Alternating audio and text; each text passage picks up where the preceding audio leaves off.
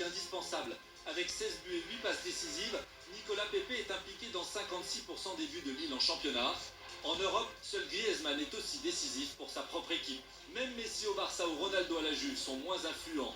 Selon son entraîneur, la panoplie de Pepe est complète. Techniquement, il est bon entre les lignes, il a cette capacité à pouvoir éliminer dans les petits espaces. Il est aussi capable de faire des appels sans ballon dans la profondeur et qui peuvent faire très mal à la défense. Il est physiquement fort. Il a les caractéristiques et les capacités athlétiques d'un attaquant de très haut niveau. En faisant venir Pepe d'Angers à Lille, Luis Campos, conseiller du président, a permis à la perle rare d'éclore et d'exploser cette année. On ne voit pas beaucoup de joueurs dans le monde capables de seuls faire 1, 2, 3, 4 dribbles, frappe, but et tu vas gagner le match. Et avec Pep, c'est possible. C'est là qu'il fait la différence. Sur la distance parcourue à haute intensité, il est toujours le ou le second meilleur de l'équipe. Il n'est pas soliste, c'est pas un individualiste. Il est aussi dans les moments où il faut défendre à l'intérieur du jeu, travailler pour l'équipe.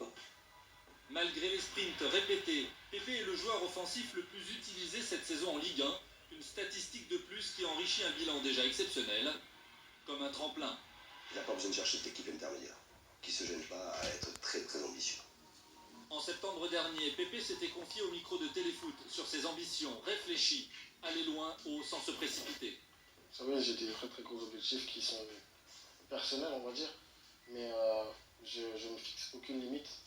Et justement, j'essaie d'être performant justement pour atteindre ces objectifs. Selon nos informations, Manchester United, Arsenal, Chelsea, Paris, Barcelone, le Bayern suivent Pepe. Certains se sont déjà positionnés pour cet été. Je sais qu'un des plus grands clubs au monde, européen, est en train de perdre les joueurs excentrés faux pieds en Allemagne. C'est un des plus grands clubs au monde et je pense qu'il peut jouer dans ce club-là, ça c'est sûr. Pour moi c'est Angleterre. Je pense que c'est possible pour lui, tout c'est possible pour lui. Il a du talent pour ça. À PC par exemple, il a sa place.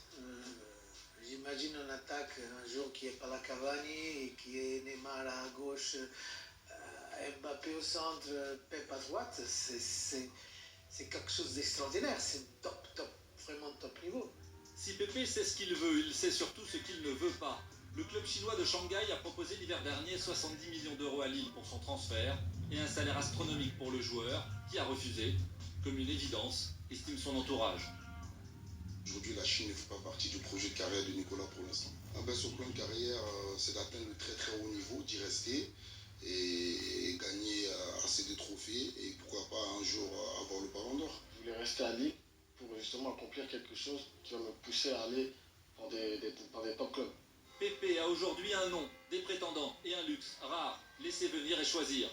Aujourd'hui, Nicolas, il n'a pas de championnat qui privilégie tout. Il attend juste un bon projet. À partir de ce moment-là, il fera son choix.